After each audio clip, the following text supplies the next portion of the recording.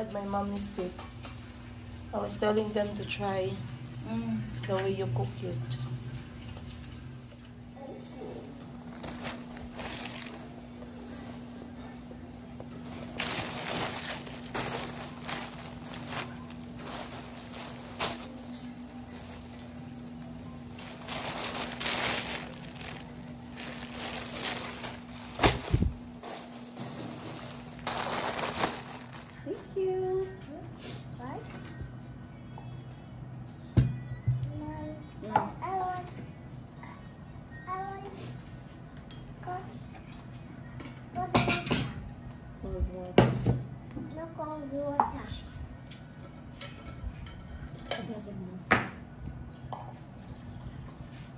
Wait first. Wait first. Your turn.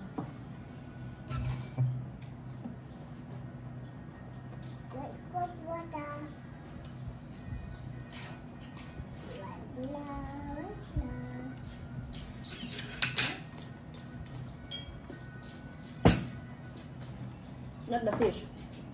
This one.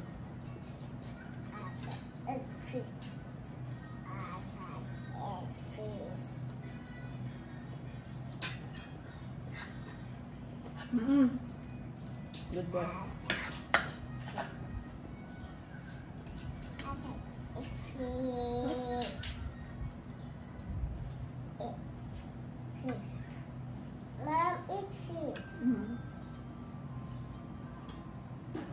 Auntie, no more fish? No, I mean, we don't have? yeah, we don't have. Okay. Mom, I will go to Cola for ice cream. For Lola shop. You know Lola shop?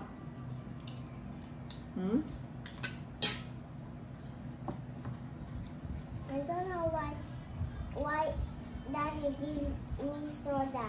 I'm allergic to it. What if I die? If I drink soda, I can die. Then you have no more food. You only have calories and I want Colbia also.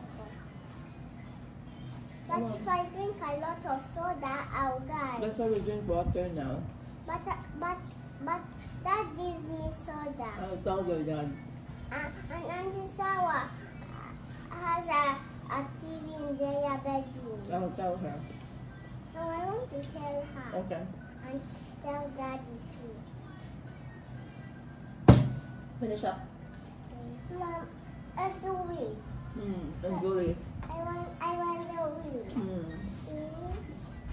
But Mommy, why does Zoe only have dolls? She's a girl. Mom, but we need girl toys. I will buy. If she When your baby sister comes. if Zoe doesn't have toys, she doesn't have toys. But she doesn't give me a phone, the phone to play with. I just look at it and when they are playing. Every time they want to play on the phone. See, that's why. So with my friends, I look. No.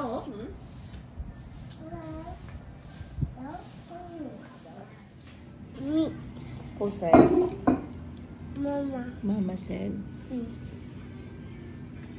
So who was giving you soda? Dad. And when they give you soda, what do you say? No, thank you. No, thank you. Okay. Oh my God. Which one is not allergic for me is juice. Yes. Which juice flavor do you like? And Yakult. I like every juice. And Yakult too? You're very smart, anak. Don't forget to eat and then shower, huh?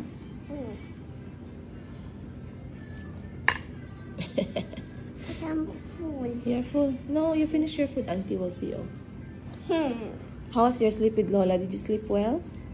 No, I didn't sleep well. I came back to check on you and you were like that. Yeah? Funny. Yeah. Then as he comes, I Finish thought that was Lola still. It was Auntie. Okay. Lola. So I can't go up with you. Lola is out already early. Fine, 7 more spoons. Okay. Hi, Chico. Can Where's Chico? Where's Chico? Ah. Yes. How can I make a house like this? You try to use your head. Yes? Try to ask your head. How do I make a house?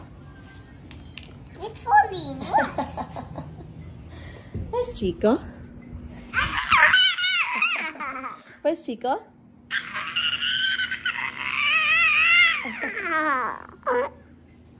Where's Chico?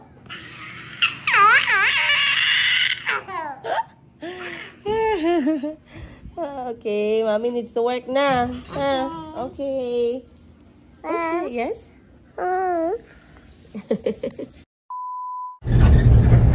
Good morning, everyone. Ayan na naman tayo. Sinisipon na naman ako, guys. Nagsimula lahat to sa kapatid ko and then sumunod si Chico. And ako naman ngayon. Pero okay lang kasi ano tayo ngayon, water therapy. Ayan. Warm water therapy tayo dahil bukod sa kailangan nating mas marami yung gulay at prutas sa diet, kailangan na din natin ng maraming tubig. Ayan. Time check natin right now, it's 10:30 or past 10:30 o'clock ng umaga. Ngayon ay November 20. 3 days pagkatapos ng malakas na lindol dito sa Sarangani area at sa mga nearby vicinity. Lalong-lalo na dito sa General Santos City. So, eto yung first time. Lumabas pala kami noong Saturday. Pero, ano lang yun, for the check-up lang ni Chico. Pero ngayon talaga, meron ako mga kailangan gawin na errands. Dadaanan na lang din natin yung mga establishments para ma-check natin kung open na ba sila or kung ano na yung update. 3 days pagkatapos ng malakas na lindol. Sa isip ko, it will take time to fix everything, guys, no? Kasi nakita ninyo talagang bagsak talaga yung kisame. Pero, tingnan natin kung mabilis ba talaga. Baka ngayong Lunes, open na sila. So, samahan nyo ako ngayong araw. At, syempre, another day ng ating kwento-kwento sa buhay ko as single nanay ng 4. Ayan. Maraming salamat, you guys. I'll see you on today's episode. Ayan, guys. Nandito ako ngayon sa loob ng Robinsons. Mag-grocery na lang ako kasi malapit. Malapit lang yung kanyang grocery sa exit. So, tingnan natin dito kung back to normal na ba sila 3 days after ng lindol. Ayan, guys, walking around this area. Madali lang naman to. Walking around this area, napapansin ko na normal na din talaga yung mga tao andito na sa labas. And, syempre, kailangan talaga nating mag-move on as fast as we can kasi mga source of income, mga kailangan sa bahay. Pero dito sa Robinson, yung pinaka bad na or damaged na area is yung sa may food court or immigration area. So silipin lang natin saglit dahil dyan pa din tayo magpa-process ng visa ni auntie, no? Pero yung grocery nila, yung mga bangko, yung mga shops nila, very open like nothing happened. Mabilis na pala. Parang Japan. Naayos lahat pagkatapos ng sakuna, no? So, dito na area sa Robinson ay ang kanilang mga public government offices katulad ng passport, pag-asikaso ng passport, pag-asikaso ng teacher's license, pag-asikaso ng status ng mga foreigners, katulad ng kay auntie. So, yung cover na yan, na puti, sinarado talaga nila kasi dyan talaga yung bumagsak na kisame at nandyan kami. Ayun. So, ngayon guys, pumasok na ako ng grocery. Pinigilan ko mag-grocery ng ilang araw kasi alam nyo naman, hindi natin alam anong mangyari. Pero ngayon, kailangan ng mga bata ng gatas at saka ng tinapay. So, hanap lang tayo ng gatas at tinapay. Ay, Yakult pala. Ayun, merong Yakult. Ito lang kasi talaga yung iniinom ni Kulot na maintain ng gatas. Which is very good sa tiyan niya. Ayan, ang Yakult. Kuha lang tayo dito. So, bakit ako nagtatrabaho guys? Dahil dito, para sa mga anak ko talaga. Si Lord na ang bahala guys. Ang importante, may sipag at tiyaga tayo. Tapos si Lord na bahala sa lahat. Ang health lang talaga. Prayers natin, health, ganun. Sa mga bata, sa mga anak ko, yung health talaga nila number 1. Okay guys. Alam mo yung feeling na parang nagmamadali ka sa pag-grocery. So, merong mga aisle pala dito sa Robinson, sa grocery, na close pa siya kasi parang hindi pa stable yung ceiling. Pero, we are looking for vinegar. Yung utos ni auntie sa akin is vinegar.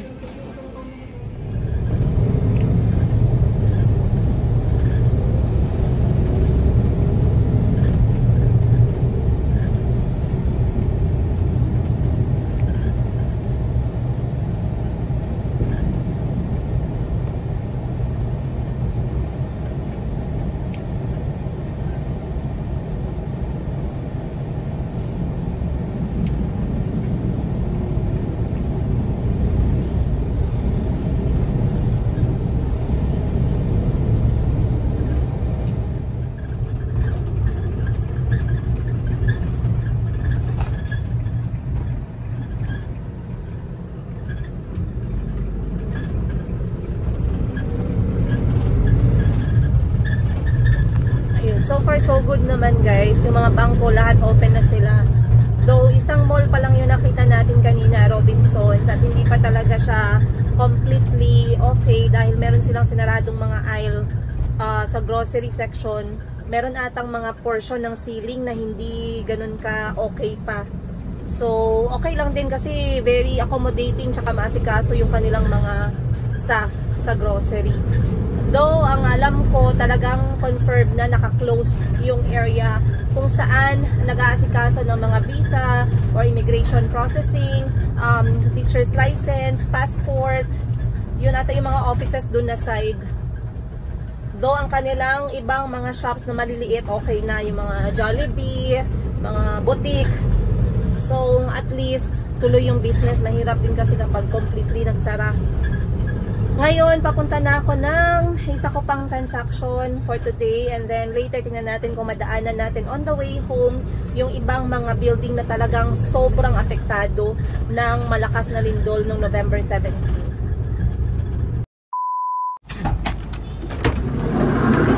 Sir Carlo, mga resibo na ako na nadara. Na ako i-drop. Na-encode na ni. Balik na mo sa business. Open na mo, sab. Unsang problema? A few moments later. Okay guys, nandito ako sa JNT kasi ito talaga yung ginagamit natin magpadala ng item. Ang another one is LBC pero mahal. Mahal yung LBC para yun siya sa mga gold natin na benta-benta para safe. Pero yung JNT talaga para sa mga damit, mga t-shirts, accessories na mga hindi gold. Pero ngayon hindi pa daw okay itong branch na to. Pinapasa nila yung mga pinapadala sa kabilang branch dito sa Jensen. Dahil din yan, effect din yan siya ng lindol guys. Hindi pa daw sila online. Alright, so konting pasensya lang po sa lahat ng mga may order. Medyo na-delay talaga tayo ngayon na week. So expect nyo talaga na madedelay pa. Napansin ko guys sa JNT pala no. Medyo downside nun is matagal silang mag-deliver. Ayun. So sa mga nag-o-order po sa akin, expect nyo po na medyo matagal. Minsan 1 week kapag dito lang sa Mindanao or mga nearby cities lang. Pero kapag Manila, umaabot talaga siya ng mga 10 days. Ganon. So, patience is a virtue na lang talaga. Alright. So, pupunta muna ako ng Western Union dahil na-update na talaga yung records namin ng mga bata. And magbabayad lang ako ng aking membership fee. Ayun. So, sa PhilHealth, dapat kung self-employed ka, tingnan mo yung monthly income mo kasi doon nakadepende kung magkano yung babayaran mo per month. So, sa akin, ang nilagay ko lang, mababa kasi online lang tayo. Hihingan ka kasi ng proof eh. Ayan. Yung dito naka-register sa Pilipinas ha.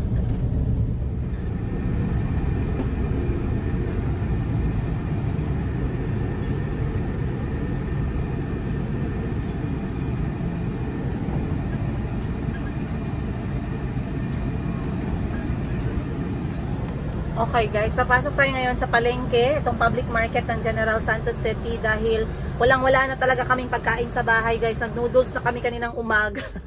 So makabili muna ng isda at gulay yung kailangan lang talaga and then labas tayo. Pero by the looks of it, dito pa lang sa labas, nakikita ko na back to normal na sila. And wala naman akong nakita mga pictures no, na talagang na-damage yung palengke. Kaya siguro ganito. So let's go. Ayan guys, nandito na tayo sa loob ng isdaan. Dito lang talaga ako pumupunta masyado kasi dito lang naman yung mga konsumo sa bahay. Maghanap na ako ng isang klase ng isda na masarap ipaksiw at iprito. Ayan. Ito merong, mahal ng isda ngayon guys, 120 pesos per kilo. Ito merong 90 oh. Fresh pa na ya? Di na. Ha? Mau ba? Sana din na, may na makatuon ko sa isda. Lagi ko yung nabalaan pa. Pero halo siya na iuban na dili open.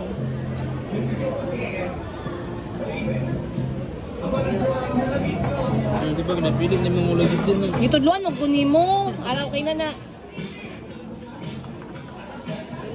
Ha? 120 lang. O sige, ano lang, limpyohin lang. Putulan na lang daan. Ha? Ano siya parts? Mapektuhan daw sa presyo pag nagisi na. Pero pesto, gyapon siya. Kaya gusto sa mga customer, katungwa pa daw nag-abri. Hi guys, kulang ang kambyo guys. Ang dami ko palang kailangan matutunan sa isda. Ang tagal ko na talagang hindi nakauwi na Jensen guys. So ngayon, meron ako natutunan about borot. Bangus naman next time. Ang nakakahiya na taga Jensen tayo, so wala tayong alam sa isda. Magtanong pa tayo kung presko ba? Ang alam ko kasi basta pula yung kanyang leeg. Ayan, presko. Tsaka yung mata. Siyempre dapat obvious sa katawan. Pag laspag na yung isda, ibig sabihin gamit na gamit na. Gamit. Grabe naman yung words. Daming tao ngayon. Ay, hindi masyadong maraming tao ngayon na. Kahit na, ay Monday kasi today. Okay. Dito ako guys sa may bakahan section. Wala talaga tayong maabutan. Alas 2 ng hapon guys. Obos na. Buti na lang may tinabi si ate dito na karne. Ayan. Shout out tayo. Anong tindahan mo, Timan? Dali, shout out muna. Dali na ba? Ay, ayaw niya. Nahiya si ate mo shout out. So anyway, bumibili ako ng baka kahit hindi kami pala karne para meron lang protein yung mga bata. At least pang kaldereta, pang sabaw, konti-konti. So bumili lang ako ng 1 kilo. Pero mostly talaga ng mga binibili ko sa bahay, isda at saka gulay. Kasi yung mga bata mahilig sa sabaw na isda. Ayun.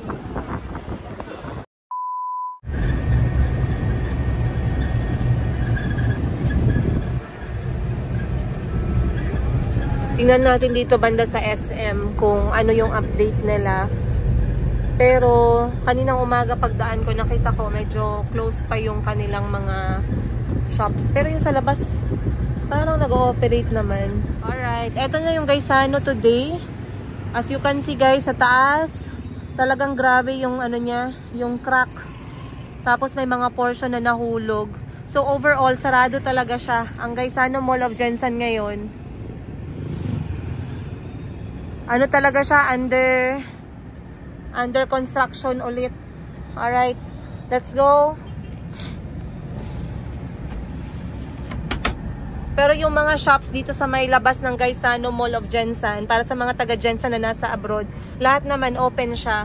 Ngayon dadaanan natin yung KCC. Ikutan lang natin, tingnan natin yung level ng kanilang recovery. Kasi napansin ko sa SM, merong lumalabas pero hindi ganun kadami. Na-trauma yun, hindi pumasok na at hindi na muna magmumall. So meron pa rin lumalabas kanina, may bitbit na paper bag na SM pero ang dami nilang entrance na sinarado. For sure, parang katulad din yan sa Robinson na merong mga portions na out of dyan, hindi mo pwedeng daanan o hindi pwedeng pasukin kasi naayos pa siya. So yung KCC today, tingnan natin. Ayan. Ito ang sa harap ng KCC Mall of Jensen. As you can see, parang normal na ulit, no? May mga tao na nalabas-pasok.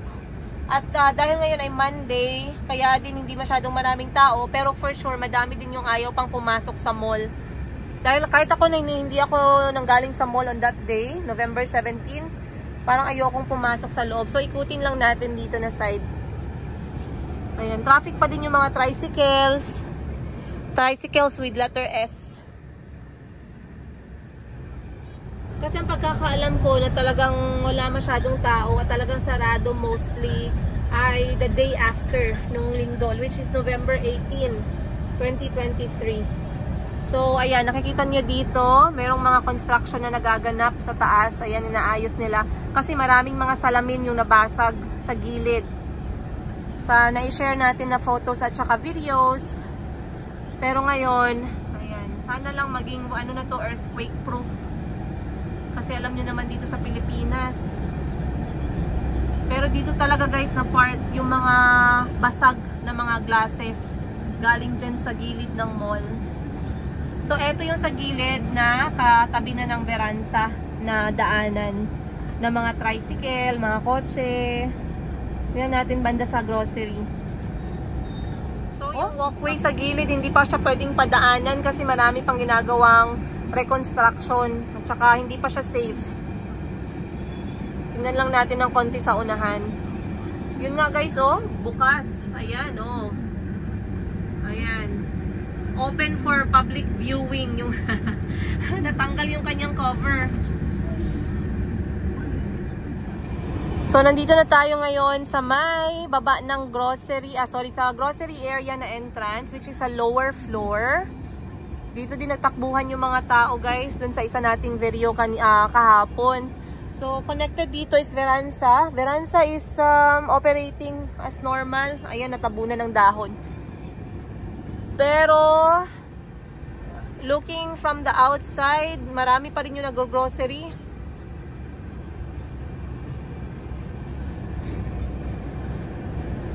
Ako lang siguro guys yung takot na takot. Takot na takot pumasok. Parang lahat back to normal. Yan natin yung mga damages dito. For sure, lahat ng mga lumabas today, talagang kailangan na nilang magsilabasan. Parang ako lang din guys, kasi wala na talaga kaming pagkain, wala nang isda, wala nang gulay. Kaya ganun din siguro mostly yung mga reason ng mga tao ngayon. Kasi November 18, walang nagsilabasan masyado. November 19 naman, it's Sunday. So instead na mag-mall sila, hindi na rin natuloy dahil alam nyo maraming damages. Pero ngayon Monday, kailangan na talagang magbalik trabaho ng lahat. Alright, so yun lang yung pag-ikot natin. So far, so good. I am happy to see na we are going on sa mga buhay-buhay natin dito. Of course, katulad nga na sinasabi ko lagi, hindi na natin yan kontrolado, but we just have to pray na we are going to be safe.